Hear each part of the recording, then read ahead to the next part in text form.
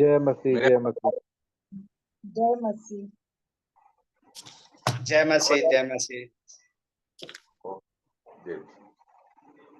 फिर से प्रभु ने हमें एक साथ आने के लिए सहायता किया। पिछले दिनों में हम कलीसिया के नामों को देख रहे हैं, क्योंकि कलीसिया जो है परमेश्वर की सबसे श्रेष्ठ रचना है इस संसार में। और परमेश्वर जो भी कुछ कर रहे हैं कार्य को, वो कलीसिया के द्वारा ही कर रहे हैं। कोई भी काम जो परमेश्वर कर रहे हैं उसकी महिमा का, वो केवल कलीसिया के द्वारा कर रहे हैं। इसलिए कलीसिया को बहुत बड़ा महत्व पवित्र शास्त्र में है। और उस कलीसिया के कुछ नामों को पवित्र शास्त्र बाइबल में दिए हैं। हम उसको पिछले दिनों से देख रहे हैं। तो हमने कुछ नामों को देखा है। पहला हमने देखा कलीसिया जो है एक विश्वासी लोगों का झुंड है, अलग किए हुए लोग, अलग किए हुए, उद्धार किए हुए लोगों का झुंड। फिर हमने देखा कलीसिया जो है एक शरीर है, और वो शरीर के अंग हम है। शरीर प्रभु यीशु मसीह है, कलीसिया एक शरीर है और हम उसके अंग है। फिर हमने देखा कलीसिया जो है खेती है, परमेश्वर की खेती है, परमेश्वर की रचना है। फिर हमने पिछले समय में देखा कलीसिया जो है एक रचना, जो बिल्डिंग है। फिर सत्य का खंबा, वो भी हमने देखा। नींव भी देखा, परमेश्वर का मंदिर या निवास स्थान, इस बात को भी देखा है। आज हम दो नामों को देखने वाले हैं। अगर समय मिलेगा तो दोनों नाम पूरे होंगे, नहीं तो फिर एक बच जाएगा। तो कलीसिया का और एक नाम है, और वो है नया मनुष्य। कलीसिया को नया मनुष्य कहा है पवित्र शास्त्र बाइबल में। और बाइबल में जो नाम दिए हैं वो पवित्र आत्मा से दिए हैं, और कलीसिया के उस नाम को यहाँ पर दिया है। तो आइए हम आज नया नाम देखेंगे, वो है नया मनुष्य। तो हम निकालेंगे कुलुस्सियों की पत्री, कुलुस्सी के नाम, प्रेरित पौलुस की पत्री, उसका अध्याय 3 को हम निकालेंगे। कुलुस्सी की पत्री अध्याय 3, और हम पढ़ेंगे 10 और 11 वचन को। कुलुस्सी की पत्री 3 अध्याय 10 और 11। और नए मनुष्यत्व को पहन लिया है, जो अपने सृजनहार के स्वरूप के अनुसार ज्ञान प्राप्त करने के लिए नया बनता जाता है। उसमें ना तो यूनानी रहा, ना यहूदी, ना खतना रहित, ना जंगली, ना स्कूती, ना दास और ना स्वतंत्र, केवल मसीह सब कुछ और सब में है। तो कलीसिया जो है एक नया मनुष्य है। यहाँ पर ऐसा लिखा है, और नए मनुष्यत्व को पहन लिया है। अभी हम जो विश्वासी लोग हैं, हमने नया मनुष्यत्व को पहन लिया है। हमारा पुराना मनुष्यत्व को हमने उतार दिया। आगे हम देखने वाले उस वचनों को। तो पुराना मनुष्यत्व क्या था? आदम का स्वभाव हमारे अंदर था, और आदम का स्वभाव था, आदम की आदतें हमारे अंदर थी, और हमारे अंदर पाप का स्वभाव था। तो हमारा पाप का स्वभाव अभी निकल गया है। अभी हमने नया मनुष्यत्व, उसको क्या किया है? पहन लिया है। फिर लिखा है, जो अपने सृजनहार के स्वरूप के अनुसार ज्ञान प्राप्त करने के लिए नया बनता जाता है। और वो जो नया मनुष्य हमने पहना है, जिसको हमने पहन लिया है, वो है ईश्वर के स्वरूप, हमारा परमेश्वर के स्वरूप, प्रभु यीशु मसीह के स्वरूप। और वो हमें दिन प्रतिदिन ज्ञान में बढ़ाता है, और वो हम प्रतिदिन नए नए बनते जा रहे हैं। और वो जो है मनुष्य, वो जो है नया मनुष्य, वो है कलीसिया। अभी कलीसिया में क्या है? न तो कोई यूनानी है, क्योंकि कलीसिया जो है उस समय में जब कलीसिया स्थापित नहीं हुई थी, तो संसार 3 विभागों में बंट चुका था। इस्राएल लोग थे, वो सबसे श्रेष्ठ खुद को समझते थे, क्योंकि हम देखते हैं इस्राएल लोग को परमेश्वर ने नियम शास्त्र जो दिया, व्यवस्था दिया, नियम, और इस्राएल लोगों के लिए परमेश्वर ने भविष्यद्वक्ता को भेजा, इस्राएल लोगों को वाचाई दी और इस्राएल लोग को सारे अभिवचनों को दिया, सारे आशीषों को परमेश्वर ने दिया। तो इस्राएल जो है परमेश्वर का एक राष्ट्र है, एक देश है, अलग किया हुआ देश है। और वो समझे हम ही है केवल जो परमेश्वर के जन है। और दूसरा जो था यूनानी लोग, उसके पड़ोसी, और तीसरे थे अन्य जाति। तो 3 प्रकार के लोगों में ये बढ़ गया था। तो अन्य जाति जो लोग थे, जब इस्राएल में जाते थे, परमेश्वर के मन भवन में अगर उनको जाना है, तो अन्य जाति लोग के लिए आंगन था, और यहूदी लोग जो थे, इस्राएल लोग थे, उनके लिए पवित्र स्थान था। लेकिन याजक और जो सेवा करने वाले थे, वो साल में एक ही बार परम पवित्र स्थान में जाते थे। हम तो आंगन के भी बाहर थे, जो अन्य जाति थे।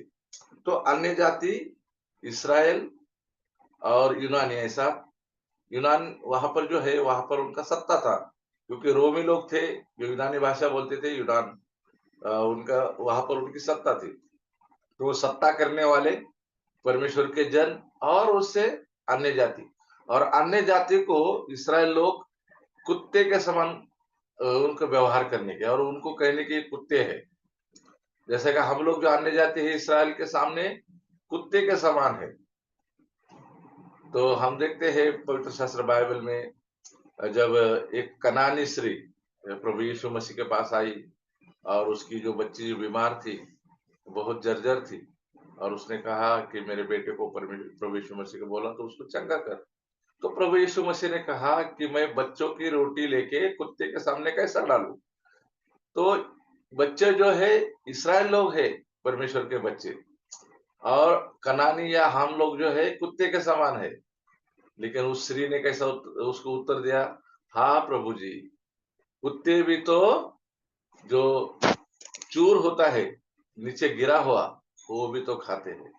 और परमेश्वर ने उसका विश्वास देख के कहा, कितना बड़ा विश्वास है। तो इस्राएल लोगों के सामने जो है हम कुत्ते थे, अन्य जाति।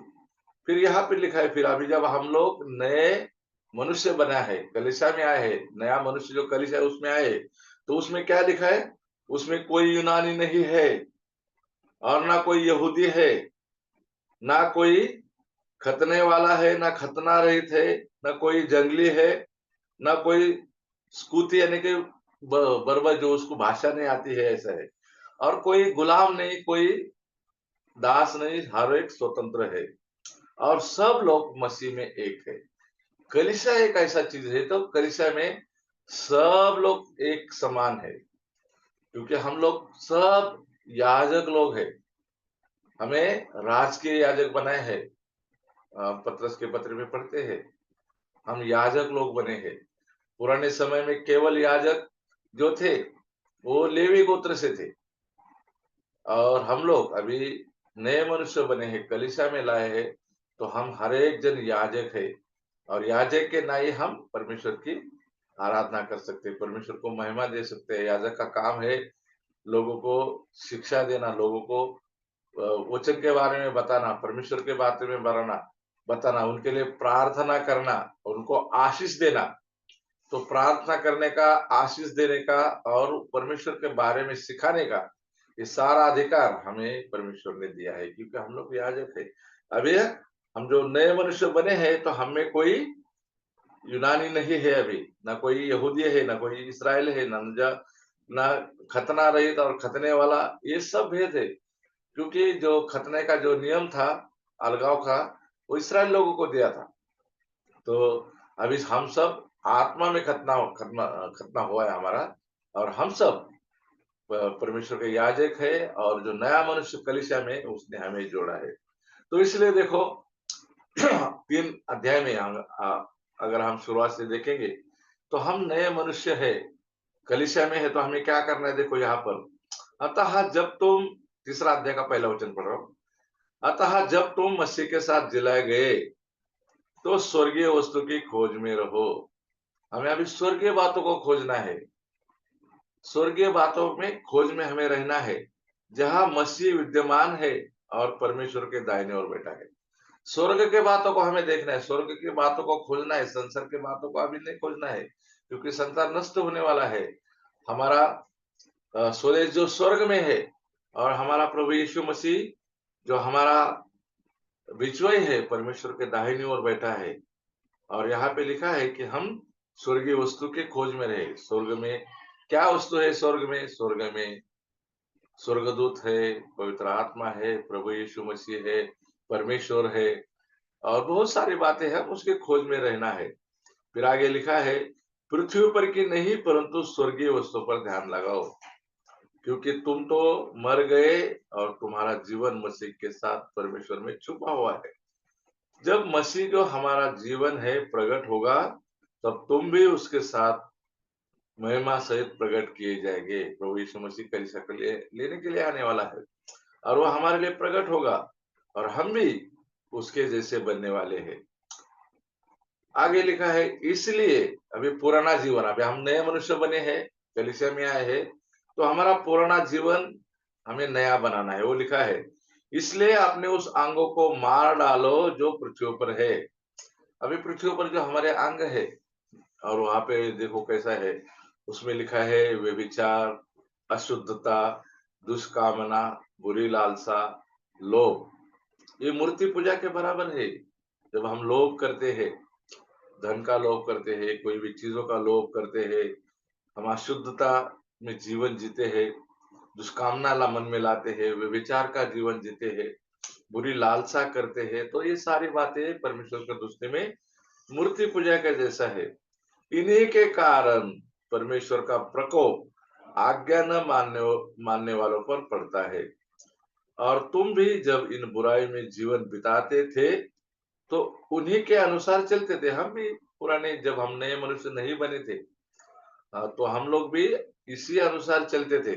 अभी भी कई लोग चल रहे हैं, लेकिन हमें इस वचन को पढ़ के पुरानी बातों को छोड़ देना है, पुरानी आदतों को छोड़ देना है। तो यहाँ पर लिखा है, पर अब तुम भी इन सबको, अर्थात क्रोध, रोष, बैरभाव, निंदा, मुंह से गालियां बकना, ये सब छोड़ दो। जब हम नए मनुष्य बने हैं, कलीसिया में आए हैं नए मनुष्य बन के, तो हमें गालियां नहीं बकना है, झूठ नहीं बोलना है, बैरभाव नहीं करना है, क्रोध नहीं करना है। ये सारी बातें शैतान की ओर से है, जो हमारे अंदर परिपूर्ण भरी हुई थी, हम उससे परिपूर्ण थे। तो हमें ये बातें अभी छोड़ देना है। एक दूसरे से झूठ मत बोलो। प्रभु यीशु मसीह ने कहा कि हाँ का हाँ, नहीं का नहीं बोलो, झूठ नहीं बोलना है। अभी भी हमारा वही स्वभाव है, हम सहजता से झूठ बोलते हैं। अभी किसी का फोन आया, तो अभी मैं कल्याण में हूँ, तो मैं लोगों को बोलूंगा मैं मुंबई में हूँ, तो सहज झूठ बोलते हैं। तो झूठ बोलना भी हमें छोड़ना है, झूठ बोलना भी पाप है। तो हम नया मनुष्य को अगर परिधान किया है, पहन लिया है, तो हमें ये सारे बातों को छोड़ना है। पुराने मनुष्यत्व को उसके कामों समेत उतार डालना है। पुराना मनुष्य आदम का स्वभाव, उसका जो काम है, जो बुरे काम थे, उसको उतार के हमें प्रभु यीशु मसीह को पहनना है, नए मनुष्य को पहनना है। यहाँ पे ऐसा लिखा है। तो हम नए मनुष्य है, कलीसिया का नाम है नया मनुष्य। और एक वचन को हम देखेंगे, हम निकालेंगे इफिसियों की पत्री, उसका हम चौथा अध्याय निकालेंगे। इफिसियों की पत्री 4 अध्याय,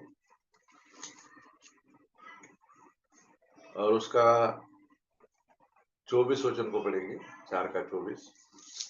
और नए मनुष्य तत्व को पहन लो, जो परमेश्वर के अनुरूप सत्य की धार्मिकता और पवित्रता में सृजा गया है। यहाँ पर भी लिखा है, नए मनुष्य को पहन लो, जो परमेश्वर के अनुरूप सत्य और धार्मिकता से, पवित्रता से शुद्ध किया है। और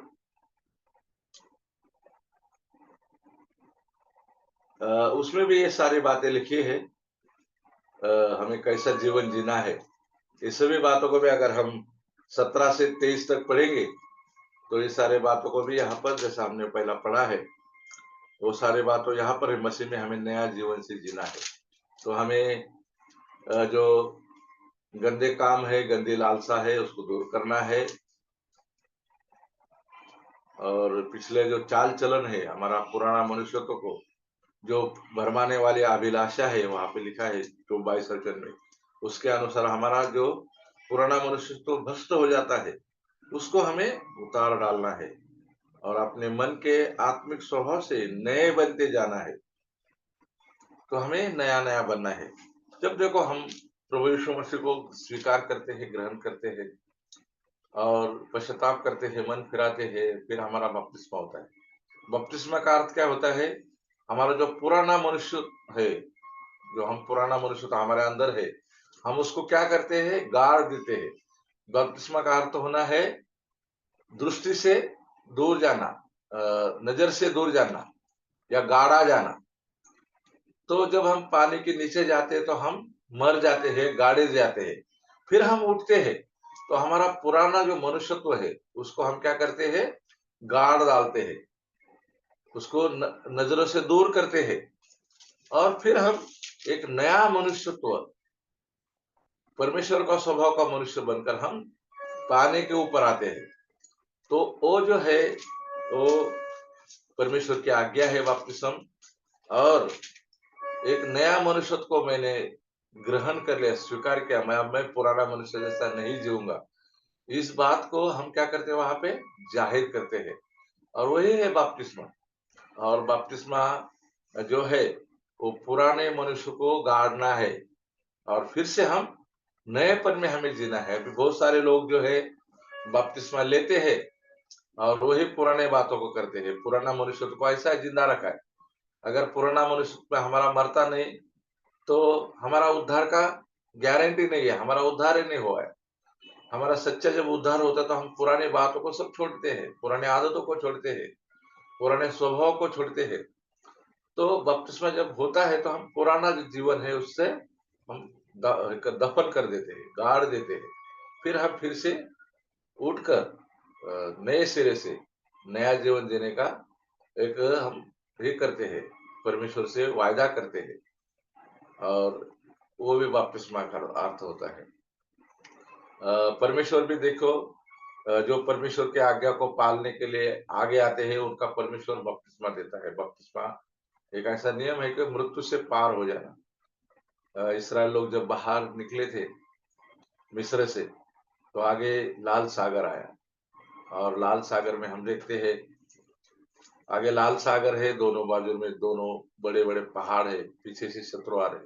तो परमेश्वर ने उनको लाल सागर को दोनों भागों में किया और बीच में से वो 20 लाख लोग सूखी जमीन से गए। तो जमीन के नीचे पानी था, दोनों बाजू में पानी था, ऊपर बादलों में पानी था। तो ये चारों ओर से पानी के बीच में से वो निकल गए। तो उसको भी वो 20 लाख लोगों को एक साथ परमेश्वर ने बपतिस्मा दिया है। हम कुरिन्थी की 10 अध्याय अगर पढ़ते हैं तो वहां पे लिखा है 20 लाख लोगों को एक साथ बपतिस्मा दिया। वो समुद्र के बीच में से गए। देखो नीचे जमीन पे पानी, जमीन के अंदर पानी, दोनों बाजू में पानी, ऊपर बादलों में पानी था। ये पानी के बीच में से निकल गए। तो उनका भी वहां पर एक बपतिस्मा लिखा है, पानी के बीच में जाना। फिर वो लोग जीवित सब बाहर आए। तो बपतिस्मा भी ये है कि हम पुराना मनुष्य को हम छोड़ देते हैं, हम नया बात को, नए मनुष्य को हम स्वीकार करते हैं, ग्रहण करते हैं, उसके अनुसार चलने के लिए हम आगे हम वायदा करते हैं। तो प्रियो हम इस बात को हम देखेंगे। तो हम नए मनुष्य बने हैं। तो नए मनुष्य के बारे में ऐसा लिखा है। अभी हम जब नए बने हैं तो प्रभु यीशु मसीह ने एक दृष्टांत को लिखा है। हम लूका का सुसमाचार उसका अध्याय 5 को निकालेंगे। लूका का सुसमाचार 5 और 37 से 39 तक पढ़ेंगे। लूका सुसमाचार अध्याय 5 और वचन 37 से लेके 39 तक। यहाँ पे इस तरह से लिखा है, और कोई नया दाखरस पुरानी मशकों में नहीं भरता, नहीं तो नया दाखरस मशकों को फाड़कर फाड़कर वह जाएगा और मशकें भी नष्ट हो जाएंगे। परंतु नया दाखरस नई मशकों में भरना चाहिए। यदि कोई मनुष्य पुराना दाखरस पीकर नया नहीं चाहता, क्योंकि वह कहता है कि पुराना ही अच्छा है। प्रभु यीशु मसीह ने यहाँ पर एक दृष्टांत को कहा है, और कोई नया दाखरस पुराने मशकों में नहीं भरता। जब नया दाखरस को यहूदी लोग निकाल देते, नया नया ताजा ताजा दाखरस, तो उसको एक चमड़े की पहली थैली रहने का, चमड़े का एक बैग रहने का, बड़ा बैग, उसको मशक कहते थे। और मशकों को उपयोग पुराने जमाने में पानी भरने के लिए, पानी लाने के लिए भी करते थे। और दूर से अगर पानी को लाना है घर के लिए, तो बड़ा एकदम चमड़े का थैला बनाने के और भैंसा के ऊपर उसको रखने का, और वो वहां से नदी से पानी उसमें भर के घर तक लाते थे। तो दाखरस बनाने के लिए भी एक चमड़े का ऐसा थैला रहता था। उसको बहुत अच्छा, उसके चमड़े का उसको बदबू नहीं आता है, लेकिन वो उसके लिए बना के रखते थे। तो क्या करने के, जो नया दाखरस रहता है, तो उसको, जो पुराना जो थैला है, चमड़े का थैला, पुराने मशक लिखा है यहाँ पे, मशक, उसको मशक कहते हैं। तो नया दाखरस जो पुराने मशक है, वो जो पहला उसमें से दाखरस खाली किया है, कुछ दिन से पड़ा है, वो उसको धो धा के नया दाखरस वो पुराने मशकों में नहीं रखते। अगर नया दाखरस वो पुराने मशकों में भर देंगे, तो कुछ दिनों के बाद उसके अंदर जो प्रक्रिया शुरू हो जाती है, और वो दाखरस फूलता है, फिर खराब हो जाता है, और वो जो मशक जो है उसको बहुत छोटा सिलाई किया रहता है वो चमड़े का बनाने के लिए, क्योंकि वो लीक न हो, फूटे नहीं, वो बाहर नहीं निकले। तो वो जब फूल जाता है अंदर, तो वो मशक फट जाता है, और वो दाखरस भी बह जाता है, और वो मशक भी फट जाता है। अगर उसके अंदर पुराने मशक में नया दाखरस डालेंगे, तो हम लोग जो अभी नए मनुष्य बने हैं, तो हमें जो हमारा पुराना स्वभाव है, हम नए मशक में नए मशकों में नहीं डालना है।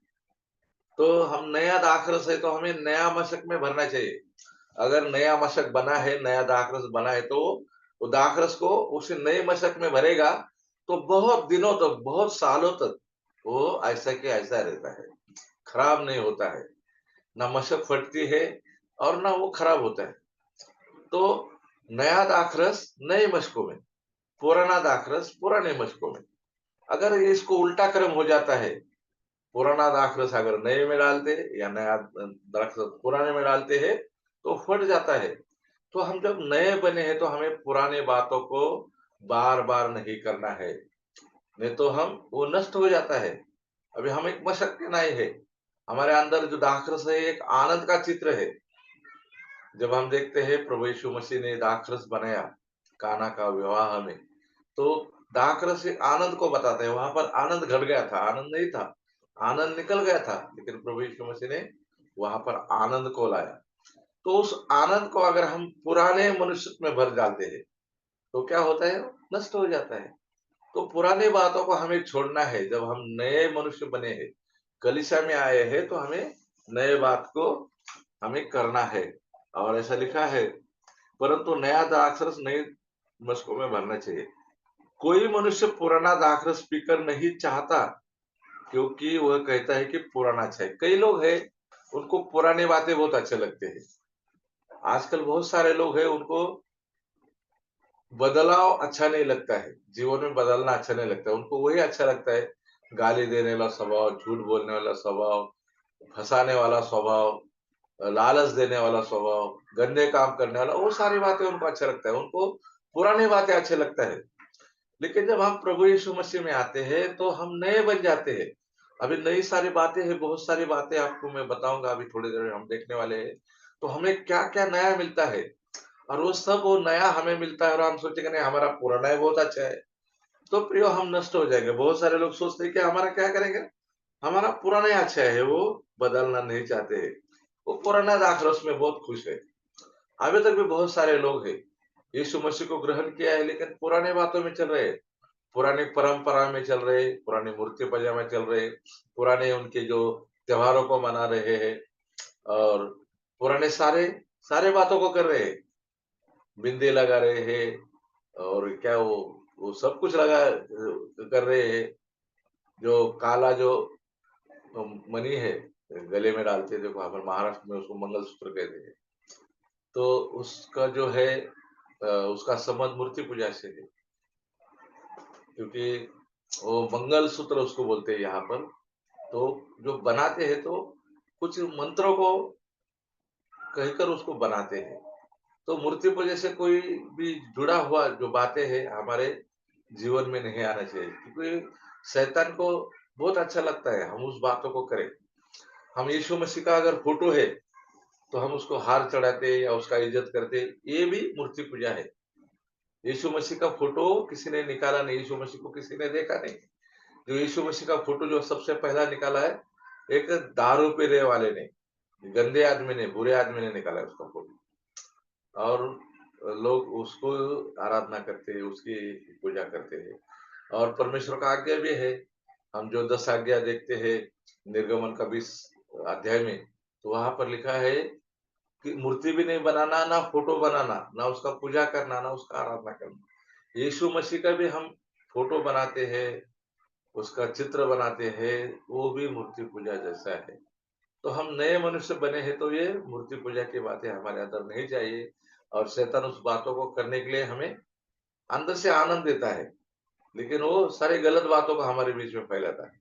तो हम नए मनुष्य बने हैं तो हमें मूर्ति पूजा से जुड़ी हुई बहुत सारी बातें हैं।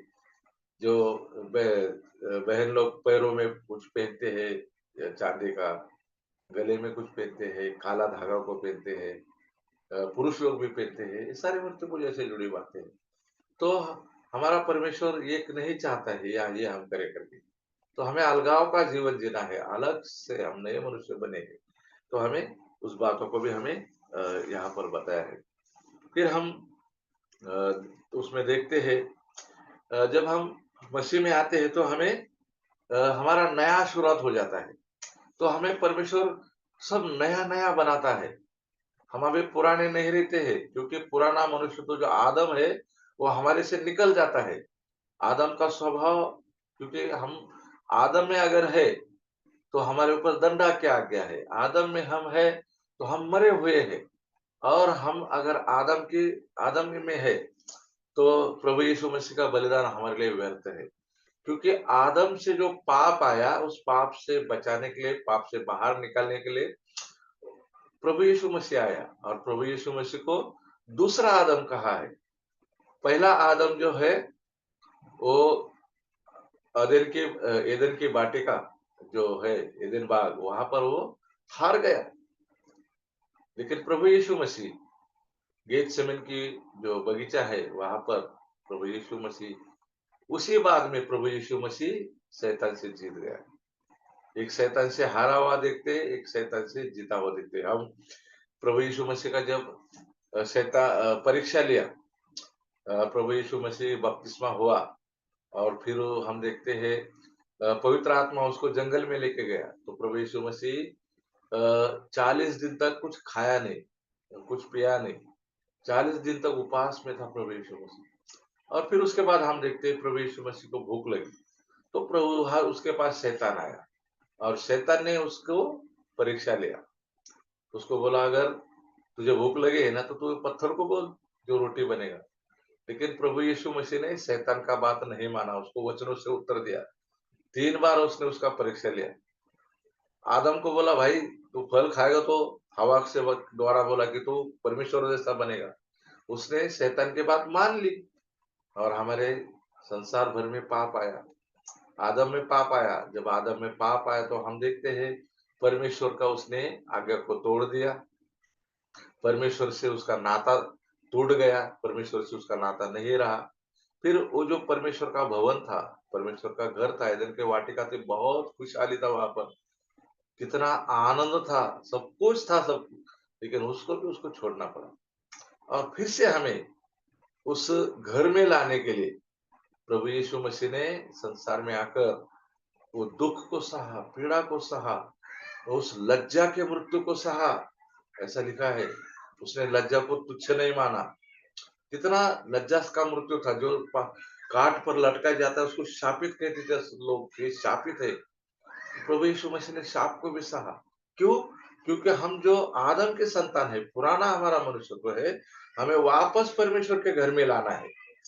तो अभी हम कलीसिया में आए हैं, परमेश्वर के घर में आए, क्योंकि संसार में परमेश्वर का घर जो है वो कलीसिया है। हमने पिछले समय देखा, पहला तीमुथियुस 3 का 15 में परमेश्वर का भवन जो कलीसिया है। तो यह भवन में लाने के लिए प्रभु यीशु मसीह ने अपने आप को दिया है, और उस प्रभु यीशु मसीह ने हमें इस भवन में लाया है। तो आदम जो है वो पुराना बात है, तो हम अभी नए बने हैं, तो हमारे में बहुत सारी नए बातों को परमेश्वर ने दिया है। हम क्या क्या हमारे जीवन में नया नया है, उस बात को हम देखेंगे। अभी मुझे पढ़ने के लिए कोई भाई बहन मदद करे। देखो, हम जब प्रभु यीशु मसीह को स्वीकार करते हैं तो हम नए बन जाते हैं।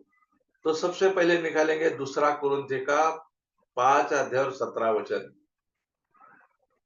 दूसरा कुरिन्थी 5 का 17, वहां पर लिखा है, इसलिए यदि कोई मसीह में है तो वह नई सृष्टि है, पुरानी बातें बीत गई हैं, देखो वे सब नई हो गईं।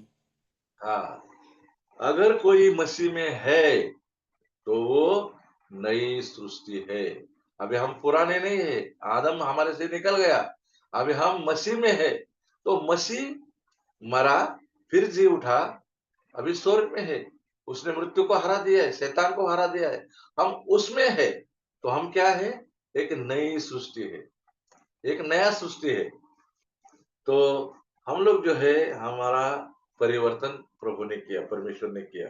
हम परावर्तित हो गए, हमारा पुनर्जन्म हो गया है, हमारा रीजनरेशन हुआ है, तो हम नई सृष्टि बने हैं। क्योंकि हमारा पूरा मनुष्य निकल गया, अभी हम क्या है? नई सृष्टि है। देखो, अगर हम पुराना जीवन हमारा कैसा था उसको भी हम देखेंगे। यहेजकेल का किताब, उसका 36 अध्याय और 26 वचन। यहेजकेल 36:26, 36:26, 36 का 26। मैं तुमको नया मन दूंगा और तुम्हारे भीतर नई आत्मा उत्पन्न करूंगा और तुम्हारी देह में से पत्थर का हृदय निकाल कर तुमको मांस का हृदय दूंगा।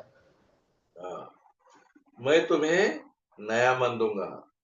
तो हमारा जो मन है वो नया मन हमें मिलेगा। परमेश्वर ने वायदा किया था, यहेजकेल नबी के द्वारा कहा था, फिर मैं तुम्हें नया हृदय दूंगा और फिर नई आत्मा तो हमें मिल जाएगी। ये बातें वहां पे लिखी थी। तो देखो, हमें ये सारी बातें प्रभु ने दी, क्योंकि हमारा पुराना जो मन था, पुराना जो हृदय था, वो पत्थर का था, पाषाण का था। पत्थर हृदय को उसने क्या किया? हमारा मूल हृदय जो पत्थर का था, और वो पत्थर के हृदय को उसने नया मन बनाया, नया हृदय बनाया। देखो, हमारे घर में समझो एक पत्थर है, और वो पत्थर को हम कहते हैं मेरे भाई, मेरे बहन, और ऐसा उससे हम बातें करते हैं। तो हम कुछ भी उससे बातें करेगा तो वो हमसे बातें नहीं करेगा, क्योंकि वो पत्थर है, पत्थर कभी बातें नहीं करता है। तो हमारा हृदय भी ऐसा पत्थर जैसा था, कोई हम प्रतिसाद नहीं देते थे, बात नहीं कर सकते थे। लेकिन परमेश्वर ने उस पत्थर को निकाल के हमारे हमें मांस में बनाया, मांस का हृदय हमें दिया, नया मन हमें दिया, और हमें नया हृदय दिया है। तो जब हम मसीह में है तो नई सृष्टि है, हमारा मन अभी नया बन गया है, हमारा पत्थर का हृदय अभी निकल गया है। पत्थर को कितना भी बात करो, पत्थर सुनने वाला नहीं है। तो ऐसा अभी हम नहीं सुनने वाले नहीं बने, अभी हम सुनने वाले बने हैं, क्योंकि हम अभी मांस में हृदय हमारे अंदर है, हमारा पत्थर का हृदय वहां पर निकाल दिया है। इब्रानी का 9 अध्याय और 14 वचन में हम वहां पर पढ़ते हैं कि हमें एक शुद्ध विवेक दिया है, प्योर कॉन्शियस उसने दिया है। जब हम पहला तो हमारा गलती कॉन्शियस था, हमारा अपराध का विवेक था, तो हमारा मरा हुआ विवेक था। तो परमेश्वर ने हमें शुद्ध विवेक दिया है, और शुद्ध विवेक जब हम मिला है तो हम वो शुद्ध विवेक के अनुसार जीते हैं। फिर हम पहले कोई तंबाकू खाते थे, कोई बीड़ी पीते थे, कोई शराब पीते थे, उसके बहुत सारे लोग गुलाम थे, उससे कोई लोग दूर हो गए, और बहुत बार ट्रेन में विदाउट सफर करते थे, टिकट नहीं निकलते थे। लेकिन अभी हमारा विवेक शुद्ध हुआ है, तो हमारा विवेक बताता है और पवित्र आत्मा भी हमारे अंदर है, ये बातें करने के लिए हमें नहीं कहता है। बहुत बार लोग बोलते हैं कि अ, मैंने शराब छोड़ दिया, मैंने तम्बाकू छोड़ दिया तो मैं नया बन गया। उससे नया नहीं बनता है।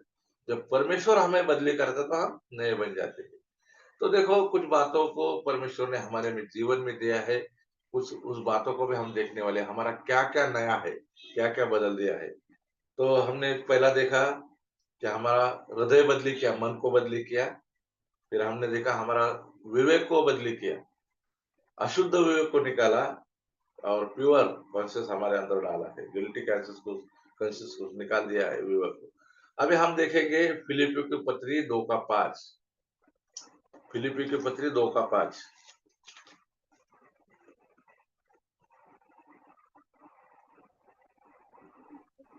जैसा जैसा मसीह मसीह का का स्वभाव स्वभाव था, है, वैसे ही तुम्हारा भी स्वभाव हो। हाँ, जैसा मसीह का स्वभाव था, जैसा मसीह का मन था, जैसा मसीह का चित्त था, वैसा ही हमारा हो। तो वो हमारा होना चाहिए। तो हमें क्या दिया है? मसीह जैसा मन दिया है। मसीह का जैसा मन हो ऐसा हमारा मन को उसने बदला है, नया मन हमें दिया है। फिर नया मन हमें दिया है। अभी देखो, दूसरा पत्रस उसका 1:4। दूसरा पत्रस 1:4।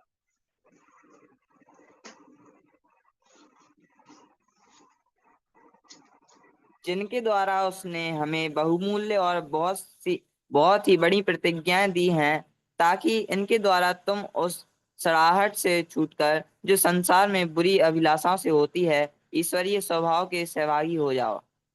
हाँ, हमें नया स्वभाव दिया है और वो है ईश्वरीय स्वभाव।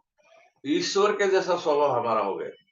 तो हमें नया मन मिला है, हमारा नया स्वभाव है। और नया स्वभाव कैसा है? ईश्वर के जैसा स्वभाव, ईश्वरीय स्वभाव के हम भागी हुए हैं। फिर हमें पहला कुरिन्थी 1:13 में हम उसको पढ़ेंगे। नीति वचन 3:5 को भी पढ़े। याकूब की पत्री 3:17 में लिखा है। नीति वचन 3:5 पढ़ेंगे या याकूब की पत्री 3:17 पढ़े। याकूब की पत्री 3:17। तू अपनी समझ का सहारा ना लेना, वरन संपूर्ण मन से यहोवा पर भरोसा रखना। 3:17 पढ़ा याकूब की पत्री। पर जो ज्ञान ऊपर से आता है, वह पहले तो पवित्र होता है, फिर मिलनसार, कोमल और मृदु भाव और दया और अच्छे फलों से सदा लदा हुआ और पक्षपात और कपट रहित होता है। देखो, ऊपर से आने वाला ज्ञान, नया ज्ञान हमें दिया है, पक्ष वाला ज्ञान। और ज्ञान के स्वभाव को वहां पर बताया, अलग अलग वहां पर स्वभाव को बताया है। तो हमें जो नया ज्ञान मिला है उसके बारे में यहाँ पे लिखा है। वो जो ज्ञान है वो है पवित्र ज्ञान, फिर मिलनसार, कोमल, मृदु भाव, दया और अच्छे फलों से लदा हुआ है। वो कपट रहित है, मिलाप करने वाला और धार्मिकता का फल और मेल मिलाप करने वाला वो नया ज्ञान हमें दिया है। तो हमें जो है, जो ऊपर से पर जो ज्ञान ऊपर से आता है वह तो पहले पवित्र होता है। तो पवित्र ज्ञान, ऊपर से आने वाला ज्ञान, नया ज्ञान हमें दिया है। अगर हम पहला कुरिन्थी 1:13 में पढ़ेंगे या नीति वचन 3:5 पढ़िए। नीति वचन 3:5 ज्ञान के बारे में लिखा है। नीति वचन तू 3:5। अपनी समझ का सहारा ना लेना, वरन संपूर्ण मन से यहोवा पर भरोसा रखना। हाँ, यहोवा पर संपूर्ण मन से। तो संपूर्ण ज्ञान, हमारा ज्ञान पे हमें भरोसा नहीं रखना है। तो वहां पर लिखा है अपना समझ का सहारा नहीं लेना, अपना ज्ञान पे भरोसा नहीं रखने का, संपूर्ण मन से यहोवा पर भरोसा रखना है। तो जो ज्ञान है परमेश्वर का, उस ज्ञान को, जो नया ज्ञान हमें दिया है, तो उसके अनुसार हमें चलना है। फिर हम देखते हैं दूसरा कुरिन्थी 5:7। दूसरा कुरिन्थी 5:7। दूसरा कुरिन्थी क्योंकि 5 का। हम रूप को देखकर नहीं, पर विश्वास से चलते हैं। तो यहाँ पर हम देखते हैं कि हमें एक नया दृष्टि दिया है, नया नजर दिया है, और हम रूप को देखकर नहीं चलते हैं, तो विश्वास से चलते हैं। हम कोई आकार को देख के नहीं चलते हैं। तो हम कैसा चलते हैं? विश्वास से चलते हैं। अभी देखो, अब्राहम है, और जो भी लोग हैं, उसको परमेश्वर ने कहा था, मैं तुम्हें ऐसे देश में ले जाऊंगा, ऐसा देश तुम्हें दूंगा। तो वो देश उन्होंने देखा नहीं था, बस परमेश्वर से विश्वास किया और वो चलते रहे। उन्होंने उस देश को देखा नहीं था, और परमेश्वर ने आखिर में अब्राहम के वंशज को कनान देश दिया, जहाँ दूध और मधु की धारा बहती थी। बहुत अच्छा था वहां पर बहुत अच्छा देश था, वो उनको दिया, और उन्होंने वो देखा नहीं था, बस परमेश्वर ने कहा मैं तुम्हें दूंगा, और वो लोगों ने विश्वास किया। हमें भी एक नए यरूशलेम में हम रहने वाले हैं, अनंत काल के जीवन हमें दिया है, हम उसमें वास करने वाले हैं। नए यरूशलेम में हम रहेंगे, वहां हमारा प्रभु के साथ हम राज करने वाले हैं। इस बात को हमने विश्वास किया है, देखा नहीं है। तो एक नई दृष्टि, एक नया नजरिया उसने हमें दिया है, जो अनदेखा है लेकिन विश्वास योग्य है। तो हमें नया मन दिया, नया स्वभाव दिया, नया ज्ञान दिया, नया दृष्टि दिया, नया नजरिया दिया। फिर हम देखते हैं प्रकाशित वाक्य 2:7 और 11 और 17, दूसरा अध्याय, प्रकाशित वाक्य दूसरा अध्याय 7, 11, 17।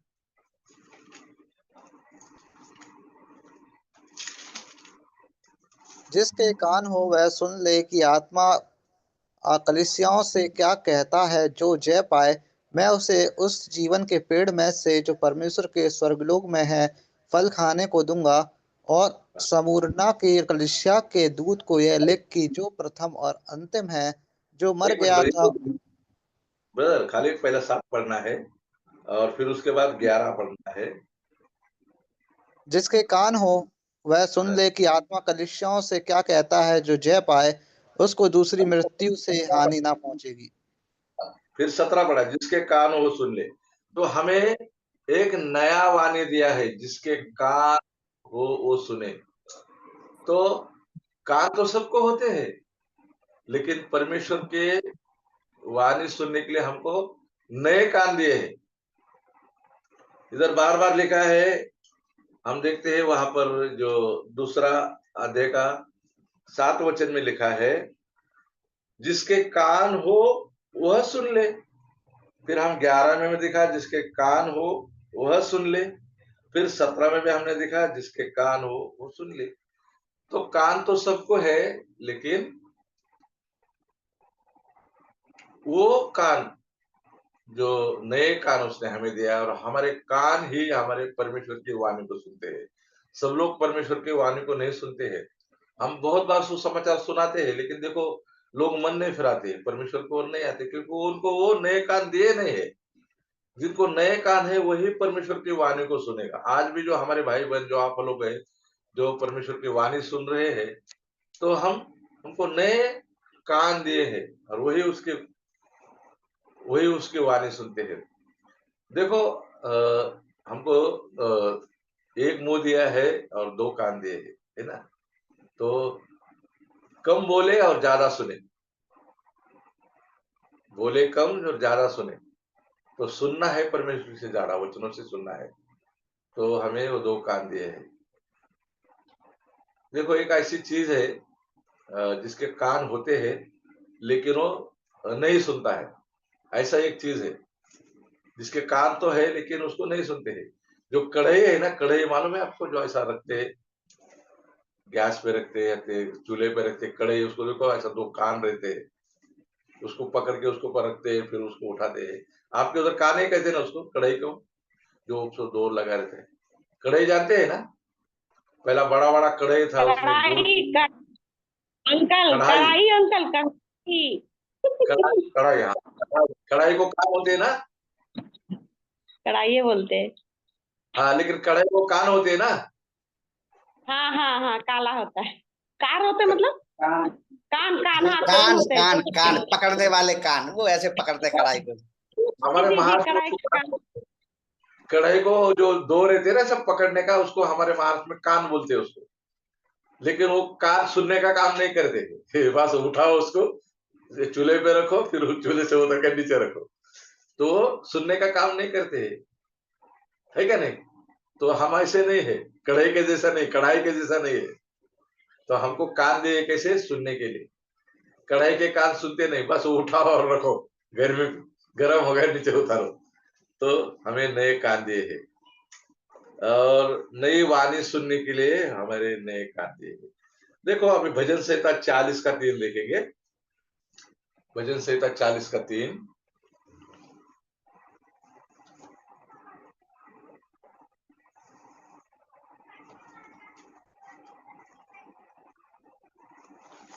और उसने मुझे एक नया गीत सिखाया जो हमारे परमेश्वर की स्तुति का है। बहुतेरे यह देखकर डरेंगे और यहोवा पर भरोसा रखेंगे। हाँ, 40 का 3 में लिखा है, उसने मुझे एक नया गीत सिखाया जो हमारे परमेश्वर की स्तुति का है। तो हमें नया गीत सिखाया है। हमारे पुराने गीत थे सब रोने रुलाने वाले थे, लेकिन जब हम मसीह का गीत गाते हैं, परमेश्वर का गीत गाते हैं, वो नया गीत है। कितना हमें आनंद देता है, कितना खुशी देता है। तो हमारे मुख में क्या डाला है उसने? नया गीत डाला है, कानों में नई वाणी डाली है, देखने के लिए नया दृष्टि दिया है, ज्ञान नया ज्ञान दिया है, नया स्वभाव दिया, ईश्वरीय स्वभाव, नया मन दिया है। अभी नया गीत उसने हमारे मुख में डाला है, हमारे मुंह में नया गीत डाला है। दूसरा कुरिन्थी 3 का 18, सेकंड कुरिन्थी 3:18।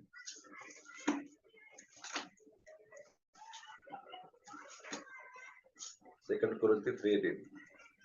परंतु परंतु जब जब हम सबके उघाड़े चेहरे से प्रभु का प्रताप इस प्रकार प्रकट होता है, जिस प्रकार दर्पण में, तो प्रभु के द्वारा जो आत्मा है, हम उसी तेजस्वी रूप में अंशंस करके बदलते जाते हैं। हाँ, तो यहाँ पर हमें यहाँ पर लिखा है कि हमें एक नया चेहरा दिया है, परंतु जब हम सब के उघाड़े चेहरे से प्रभु का प्रताप इस प्रकार प्रकट होता है, जिस प्रकार दर्पण में, तो प्रभु के द्वारा जो आत्मा है, हम उसी तेजवान रूप को अंश अंश बदलते हैं। हमें अंश अंश हम बदल रहे हैं। तो हमारा जो चेहरा है, हमारा जो चेहरा है, जो प्रभु के जैसा हमारा अंश अंश बदल रहा है, हमें प्रभु के जैसा बनना है। तो इसीलिए जब हम विश्वास में है, तो हम एक साथ हम नहीं बदल सकते हैं। तो हमें अंश अंश से हम बदलते हैं। तो हमारा चेहरा जो है, ऊपर कैसा भी रहो, काला गोरा, उसका वहां पे लिखा नहीं है। तो आत्मिक बातों में लिखा है। तो आत्मिकता में हमारा जो चेहरा है, वो परमेश्वर के जैसा होता है, बदलते रहता है। हम देखते हैं मूसा को जब परमेश्वर ने पहाड़ पर बुलाया, वहां पर उसको व्यवस्था देना था। पुलिस से लिखकर परमेश्वर ने उसके हाथ में वो 2 पटिया दी, व्यवस्था। लेकिन जब मूसा जब वो लेके आया, तो मूसा का जो चेहरा था, मुंह था, उसमें से बहुत ऐसा प्रकाश बाहर आ रहा था। तो लोग उसको देख नहीं सकते थे, क्योंकि वो परमेश्वर के सानिध्य में था। उसका मुंह बहुत तेज से भरा था। फिर उसको बोला तो मुंह ढाप, हम तुझसे बात नहीं कर सकते। तो जो परमेश्वर के सानिध्य में रहता है, उसका चेहरा परमेश्वर के जैसा हो जाता है। तो नया चेहरा, नया शक्ल जो चमकने वाला है, बदलने वाला है, वो चेहरा भी उसने हमें नया दिया है। यशायाह 61 का 10, 61 का 10, यशायाह 61 का 10।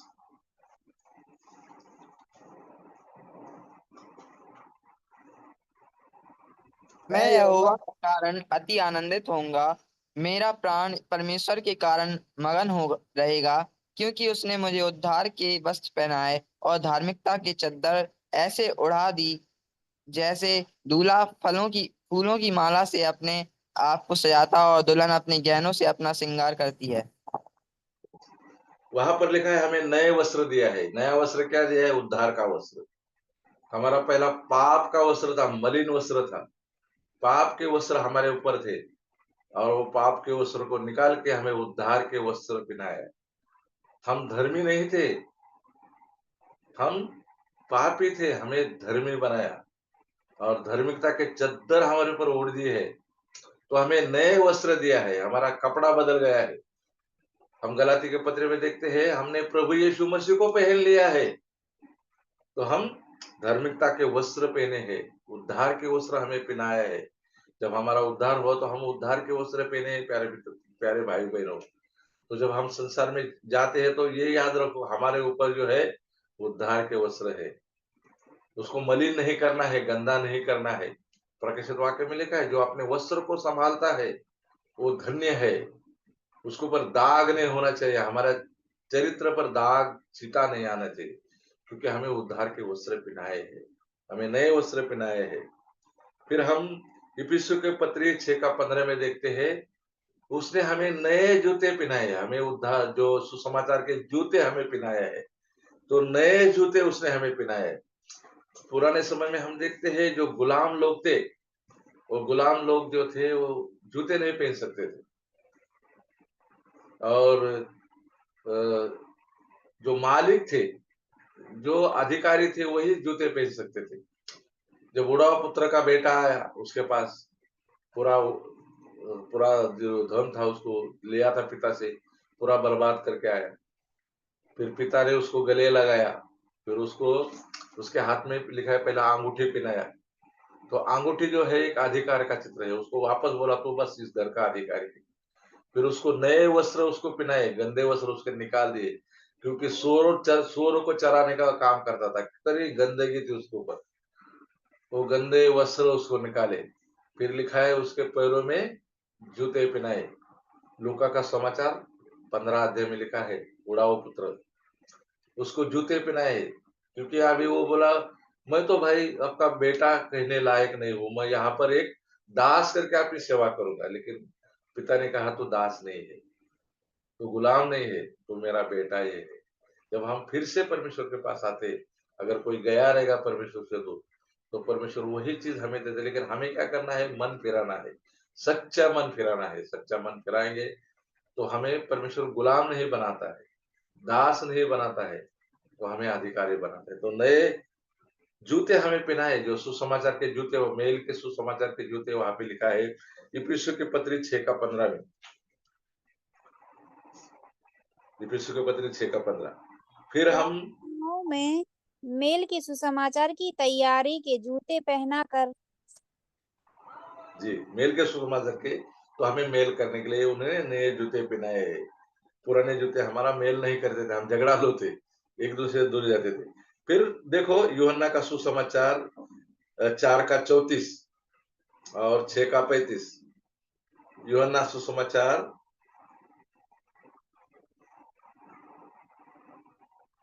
4:34 और 6:35। यीशु ने उनसे कहा, मेरा भोजन यह है कि अपने भेजने वाले की इच्छा के अनुसार चलूं और उसका काम पूरा करूं। 6:35।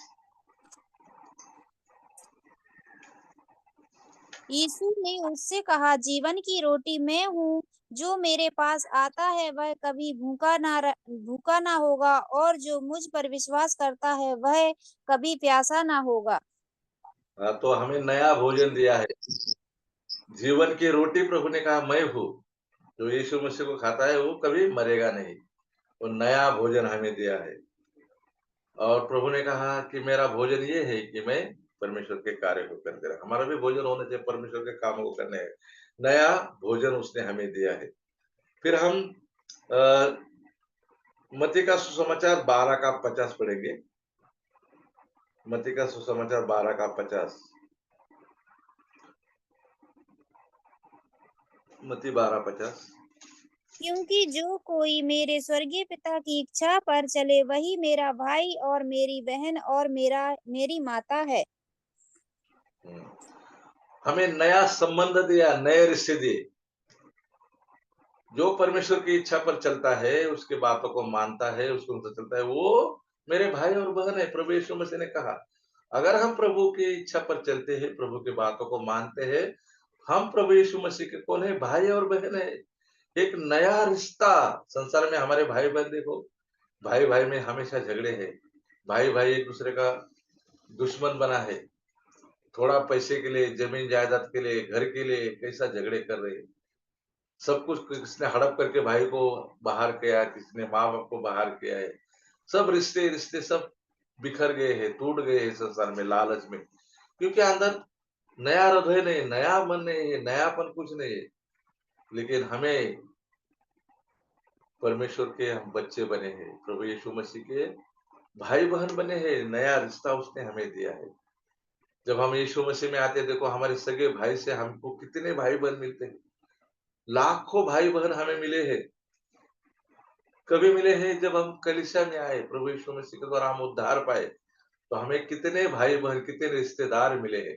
हमारे माता पिता भाई बहन हमें मिले हैं नए नए, और सब हम इस संसार में रहेंगे, स्वर्ग में रहने वाले हैं। हमारे सगे भाई बहन अगर उद्धार नहीं पाए तो हम इधर संसार में रहेंगे, स्वर्ग में साथ में नहीं रहने वाले। तो कितना बड़ा रिश्ता भी उसने हमारे साथ जोड़ा है। तो उसने हमें नया संबंध दिया है, नया रिश्ता दिया है। पिता की इच्छा पर चलने वाले मेरे भाई बहन है, प्रभु ने कहा है। जो मेरा वचन सुनकर पालन करते हैं वो मेरे भाई बहन है, प्रभु। फिर हम इब्रानी का पत्री उसका 3:1, इब्रानी की पत्री 3:1। इसलिए हे पवित्र भाइयों, तुम जो स्वर्गीय बुलाहट में भागी हो, उस प्रेरित और महायाजक यीशु पर जिसे हम अंगीकार करते हैं, ध्यान करो।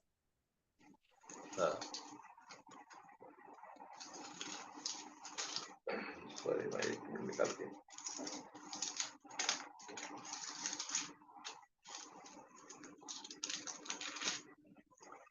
इसलिए हे पवित्र भाइयों, तुम जो स्वर्गीय बुलाहट के भागी हो, उस प्रेरित और महायाजक यीशु पर जिसे हमने अंगीकार करते हैं, ध्यान करो।